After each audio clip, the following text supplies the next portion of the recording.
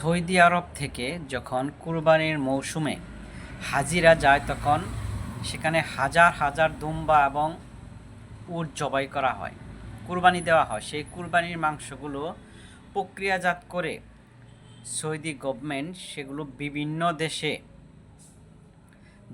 দেশে এতিম এবং দরিদ্র মানুষদের জন্য পাঠানো হয়। ঠিক তেমনি বাংলাদেশেও দরিদ্র এবং এতিমখানা এদের জন্য পাঠানো হয়েছে।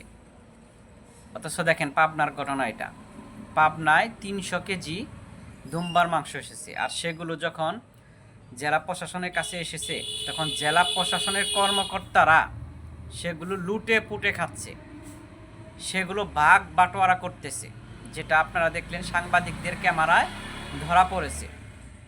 আপনারা চিন্তা করেন এদের মন মানসিকতা কতটুকু নিচু যে তারা এতিমের হকগুলা মেরে খাচ্ছে। এদের জিহ্বা কত লম্বা আপনি চিন্তা করেন।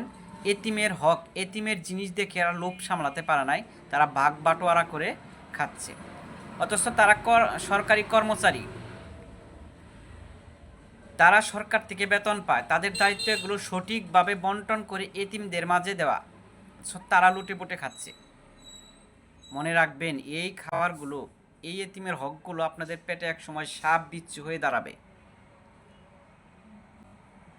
এদের সরকার গভর্নমেন্ট এদেরকে বেতন দিচ্ছে পর্যাপ্ত পরিমাণ, তারপরেও এদের ভিতর থেকে লোভ লালসা দূর হচ্ছে না।